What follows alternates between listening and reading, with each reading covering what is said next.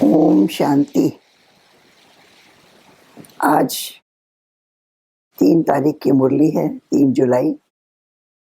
मुरली का सार है, मीठे बच्चे, इस बेहद नाटक में तुम वंडरफुल एक्टर हो। ये अनादि नाटक है, इसमें कुछ भी बदली नहीं हो सकता।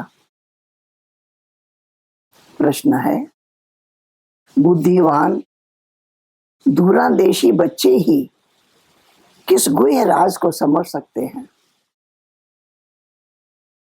मूल वतन से लेकर सारे ड्रामा के आदि मध्य अंत का जो गुह्य राज है वो दूरंदेशी बच्चे ही समझ सकते हैं। बीज और झाड़ का सारा ज्ञान उनकी बुद्धि में रहता है।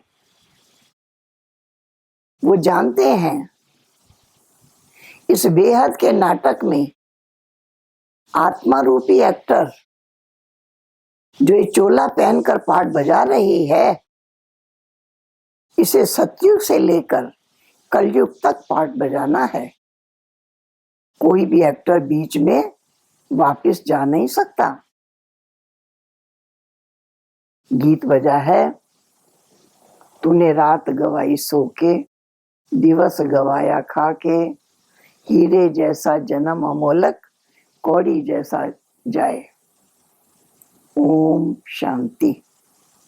ये गीत बच्चों ने सुना। अब इसमें कोई अक्षर राइट भी है, रॉन्ग भी है। सुख में तो सिमरन किया नहीं जाता, दुख को भी आना है जरूर। दुख हो तब तो सुख देने के लिए बाप को आना पड़े। मीठे मीठे बच्चों को मालूम है अभी हम सुख धाम के लिए पढ़ रहे हैं। शांति धाम और सुख धाम, पहले मुक्ति फिर होती है जीवन मुक्ति। शांति धाम घर है, वहां कोई पार्ट नहीं बजाया जाता। एक्टर्स घर में चले जाते हैं, वहां कोई पार्ट नहीं बजाते। पार्ट स्टेज पर बजाया जाता है। ये भी स्टेज है। जैसे हद का नाटक होता है वैसे ये बेहद का नाटक है। इसके आदि मध्य अंत का राज सिवाय बाप के कोई और समझा नहीं सकता। वास्तव में ये यात्रा अथवा युद्ध अक्षर सिर्फ समझाने के काम में लाते हैं, बाकी इसमें युद्ध आदि कुछ है नहीं। यात्रा भी अक्षर है, बाकी है तो याद। याद करते करते पावन बन जाएंगे। ये यात्रा पूरी भी यहां ही होगी, कहीं जाना नहीं है। बच्चों को समझाया जाता है पावन बनकर अपने घर जाना है। अपवित्र तो जा नहीं सकता। अपने को आत्मा समझना है। मुझ आत्मा में सारे चक्र का पार्ट है। अभी वो पार्ट पूरा हुआ है। बाप राय देते हैं, बहुत सहज मुझे याद करो।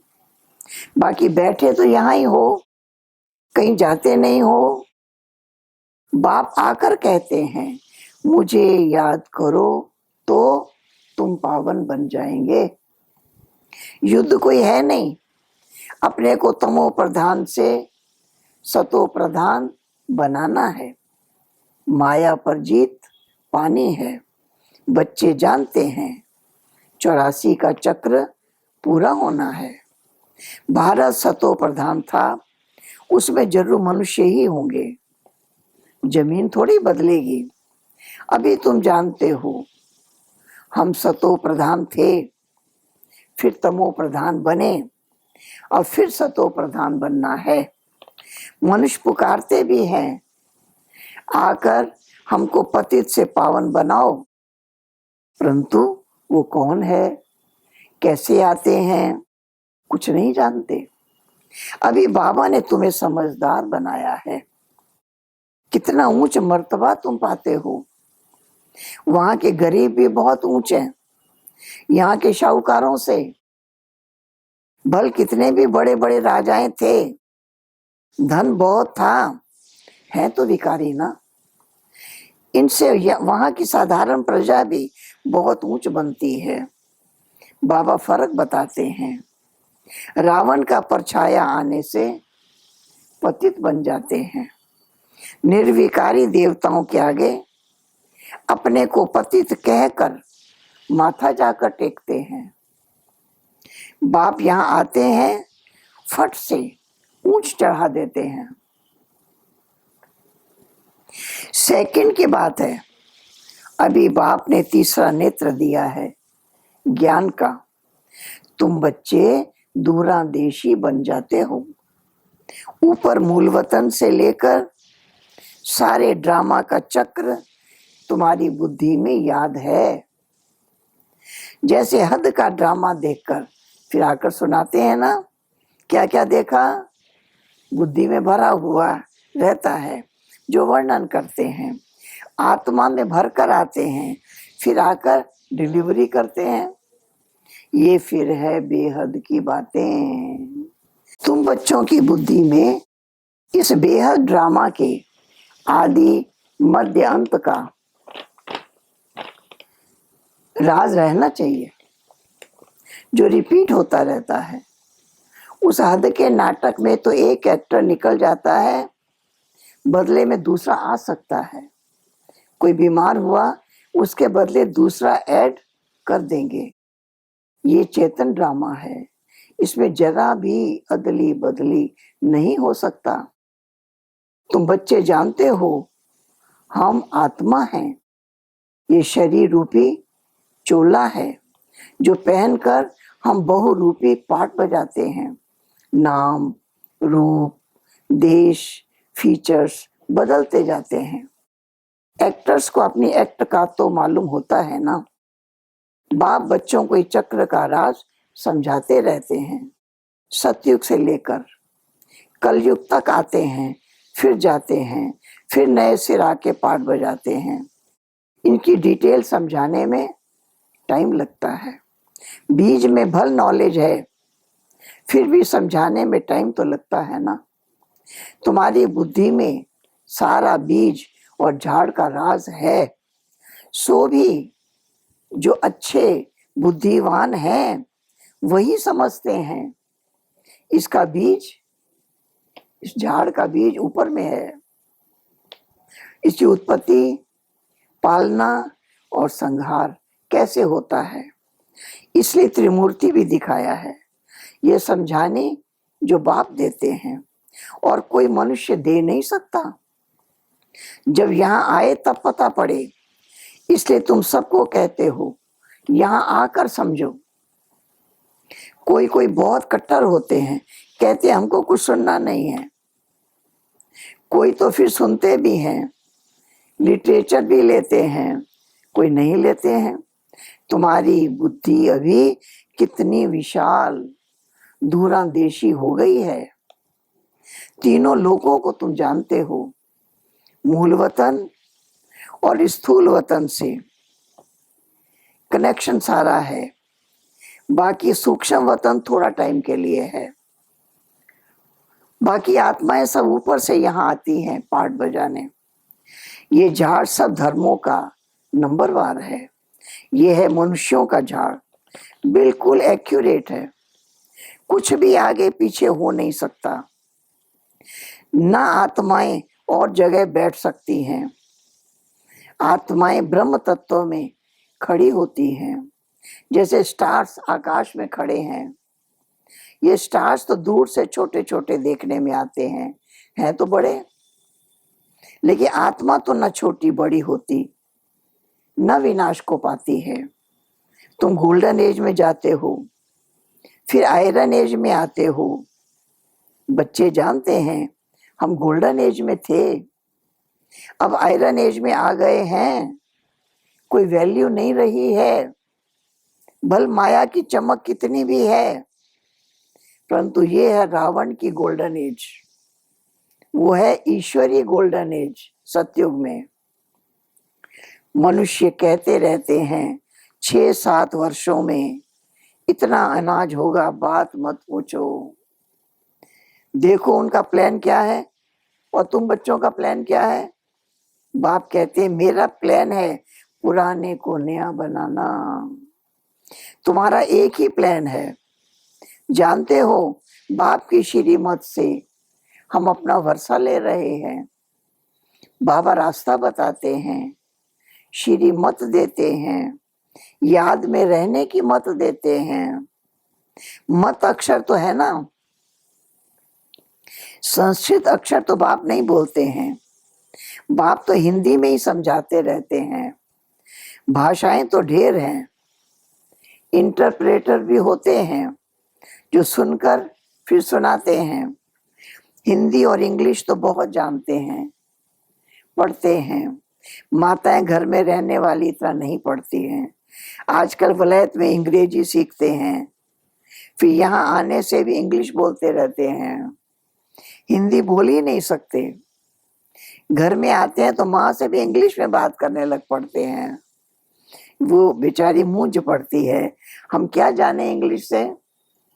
फिर उनको टूटी फूटी हिंदी सीखनी पड़े।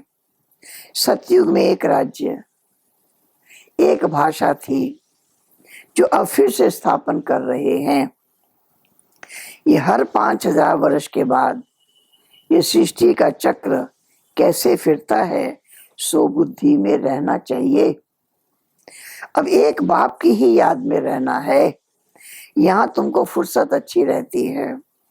सवेरे में स्नान आदि कर बाहर घूमने फिरने में बड़ा मजा आता है। अंदर में यही याद रहे, हम सब एक्टर्स हैं। ये भी अभी स्मृति आई है। बाबा ने हमको 84 के चक्र का राज बताया है। हम सतो प्रधान थे, ये बड़ी खुशी की बात है। मनुष्य घूमते फिरते हैं, उनकी कुछ भी कमाई नहीं। तुम बहुत कमाई करते हो। बुद्धि में चक्र भी याद रहे, बाप को भी याद करते रहो। कमाई करने की युक्तियां बाबा बहुत अच्छी अच्छी बताते हैं। जो बच्चे ज्ञान का विचार सागर मंथन नहीं करते हैं, उनकी बुद्धि में माया खिटखिट करती है, उन्हें ही माया तंग करती है। अंदर में विचार करो, हमने ये चक्र कैसे लगाया। सतयुग में इतने जन्म लिए, फिर नीचे उतरते आए और फिर सतो प्रधान बनना है। बाबा ने कहा है मुझे याद करो तो सतो प्रधान बन जाएंगे। चलते फिरते बुद्धि में याद रहे तो माया की खिटखिट समाप्त हो जाएगी। तुम्हारा बहुत बहुत फायदा होगा। बल स्त्री पुरुष साथ जाते हो, हर एक को अपने सिर मेहनत करनी है अपना उच्च पद पाने के लिए। अकेले में जाने से तो बहुत ही मजा है, अपनी ही धुन में रहेंगे। दूसरा साथ में होगा तो भी बुद्धि इधर उधर जाएगी। है बहुत सहज। बगीचे आदि तो सब जगह है। इंजीनियर होगा तो उनका यही चिंतन चलता रहेगा, यहाँ पुल बनाना है, यहाँ ये बनाना है, ये करना है। बुद्धि में प्लान आ जाता है। तुम भी घर में बैठे फिर भी बुद्धि उस तरफ लगी रहे। ये आदत रखो, तुम्हारे अंदर यही चिंतन चलता रहे। पढ़ना भी है, धंधा आदि भी करना है। बूढ़े जवान बच्चों आदि सबको पावन बनना है। आत्मा को हक है बाप से वर्षा लेने का। बच्चों को भी छोटेपन में ही ये बीज पड़ जाए तो बहुत अच्छा। आध्यात्मिक विद्या और कोई सिखा नहीं सकता। तुम्हारी ये जो आध्यात्मिक विद्या है तुमको बाप आकर पढ़ाते हैं। उन स्कूलों में मिलती है जिस्मानी विद्या और वो है शास्त्रों की विद्या। यहाँ फिर है रूहानी विद्या जो तुमको भगवान सिखाते हैं। इनका किसी को पता नहीं। इनको कहा जाता है स्पिरिचुअल नॉलेज। जो रूह आकर पढ़ाती है उनका और कोई नाम नहीं रखा जाता। ये तो स्वयं बाप आकर पढ़ाते हैं। भगवानों वाच्य है ना, भगवान एक ही बार इस समय आकर समझाते हैं। इसको रूहानी नॉलेज कहा जाता है। वो शास्त्रों की विद्या अलग है। तुमको पता है, नॉलेज एक है, जिस्मानी कॉलेज आदि की, दूसरी है आध्यात्मिक शास्त्रों की विद्या, तीसरी है ये रूहानी नॉलेज। वो भल कितने भी बड़े बड़े डॉक्टर ऑफ फिलोसफी हैं, उनके पास भी शास्त्रों की बातें हैं। तुम्हारी ये नॉलेज बिल्कुल अलग है। ये स्पिरिचुअल नॉलेज, जो स्पिरिचुअल फादर, सभी आत्माओं का बाप है, वही पढ़ाते हैं। उनकी महिमा है शांति का सागर, सुख का सागर, आनंद का सागर। कृष्ण की महिमा बिल्कुल अलग है। वो गुण अवगुण मनुष्यों में होते हैं जो बोलते रहते हैं। बाप की महिमा को यथार्थ रीति तुम जानते हो। वो तो सिर्फ तोते माफिक बोलते रहते हैं, अर्थ कुछ नहीं जानते। तो बच्चों को बाबा राय देते हैं, अपनी उन्नति कैसे करो। पुरुषार्थ करते रहेंगे तो पक्का होता जाएगा। फिर ऑफिस में काम करने समय भी स्मृति आएगी, ईश्वर की स्मृति रहेगी। माया की स्मृति तो आधा कल्प चली है। अभी बाप यथार्थ रीति बैठ समझाते हैं। अपने को देखो, हम क्या थे, अब क्या बन गए हैं। फिर हमको बाबा देवता बनाते हैं। ये भी तुम बच्चे ही नंबरवार पुरुषार्थ अनुसार जानते हो। पहले पहले भारत ही था, भारत में ही बाप भी आते हैं पाठ बजाने। तुम भी आदि सनातन देवी देवता धर्म के होना। तुमको पवित्र बनना है, नहीं तो पिछाड़ी में आएंगे, फिर क्या सुख पाएंगे। भक्ति जास्ती नहीं की होगी तो आएंगे नहीं। समझ जाएंगे ये इतना उठाने वाला नहीं है। समझ तो सकते हैं ना, बहुत मेहनत करते हैं फिर भी विरला निकलते हैं। लेकिन थकना नहीं है, मेहनत तो करनी है। मेहनत बिगड़ कुछ मिलता थोड़े ही है, प्रजा तो बनती रहती है।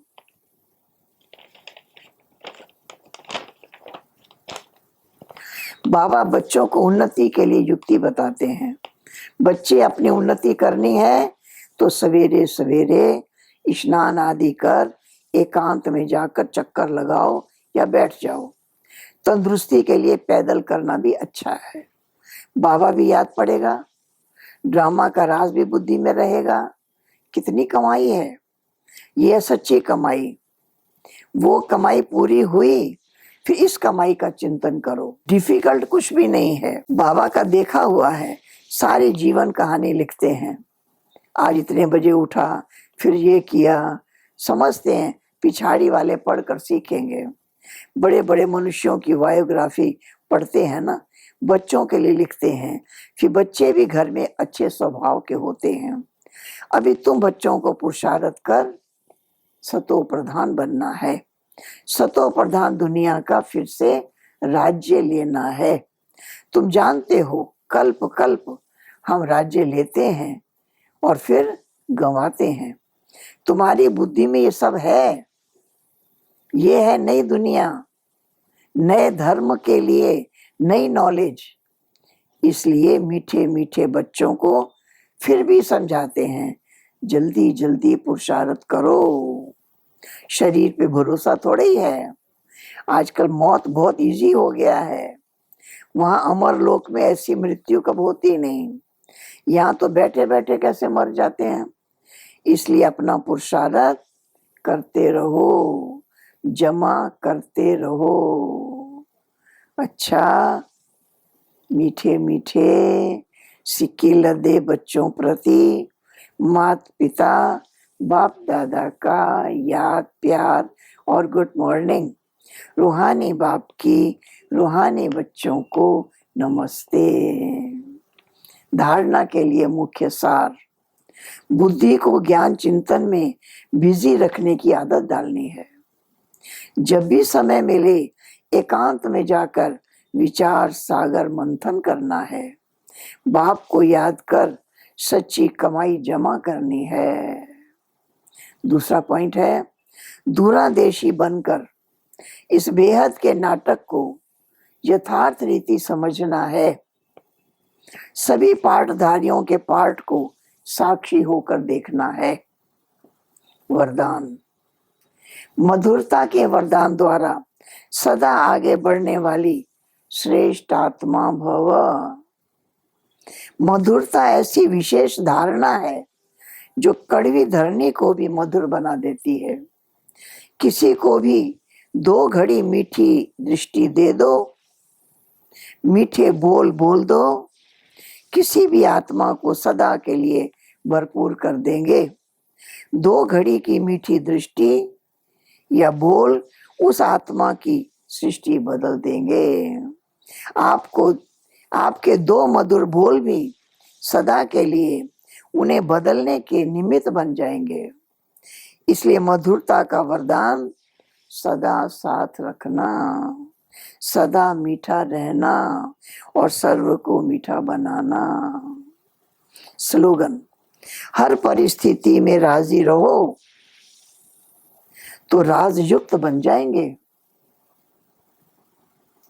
अव्यक्त इशारे, संकल्पों की शक्ति जमा कर श्रेष्ठ सेवा के निमित्त बनो। जब और सब संकल्प शांत हो जाते हैं, बस एक बाप और आप, इस मिलन की अनुभूति का संकल्प रहता है, तब संकल्प शक्ति जमा होती है और योग पावरफुल हो जाता है। इसके लिए समाने या समेटने की शक्ति धारण करो। संकल्पों पर फुल ब्रेक लगे, ढीली नहीं। अगर 1 सेकंड के बजाय ज्यादा समय लग जाता है तो समाने की शक्ति कमजोर है। अच्छा, ओम शांति, ओम शांति, ओम शांति।